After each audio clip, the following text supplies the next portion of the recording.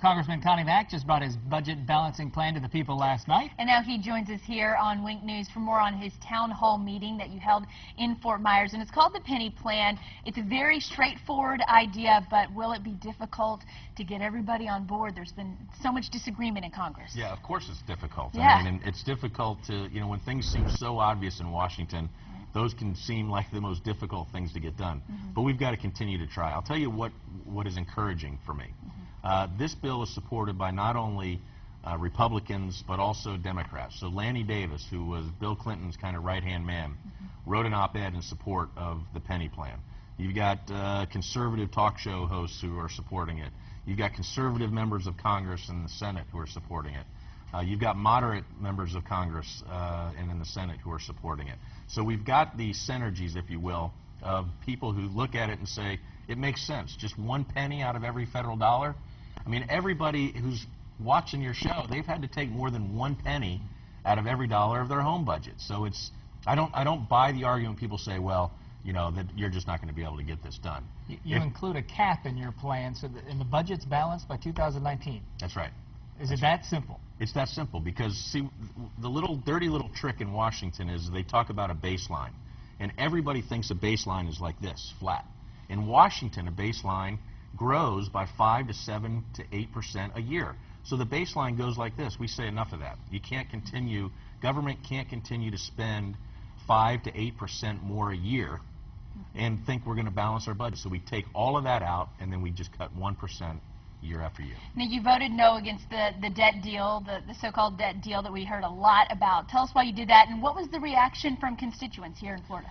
The reason I voted no is simple. First of all, the idea that as a member of Congress that I would say I'm unable to come up with the right solution to this, so I'm going to punt to a super committee made up of members of Congress who we all should have done our job in the first place. I don't like that idea. The second thing is we ensured that we're going to have over $17 trillion of debt in this deal, okay, with supposedly $1 trillion of cuts.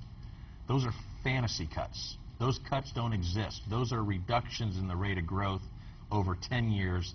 It was, in my opinion, it was a bargain or a deal. It wasn't a solution, and I'm looking for a solution. You took questions last night worried about the impact of cuts, even from your penny plan. Are there serious cuts that would be a part of that could affect programs that people rely on? Well, part of the plan, my plan is this, that the Congress works together to come up with the requisite 1%.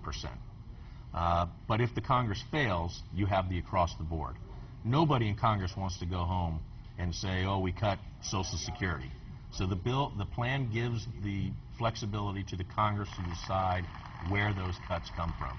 It's only if the Congress fails to act that then it's across the board. Do you have a timeline for this plan, and are you pushing for it at the same time, that the super committee is meeting and doing everything that they're doing, but you're hoping that this will be the solution that they turn around and look toward? I plan on every place and everywhere I can to position the penny plan as an alternative to whatever. I have no faith in what is going to come out of the super committee. I don't. So I'm going to continue to push the plan as an alternative to what the super committee, the so-called super committee, is going to do. Let me change gears a little, ask you about Libya, obviously big in the news, perhaps the end of Muammar Gaddafi. What's your reaction to what's happening there, the way the U.S. has been handling it, NATO's role, all of that? Well, I'm extremely disappointed that the president never came to the Congress to get authorized for the power that we're using in Libya. And this, I think, points to a failed foreign policy on the administration's part. When we did the surges in the war, we said we're going to have a surge, but at the same time we're going to withdraw.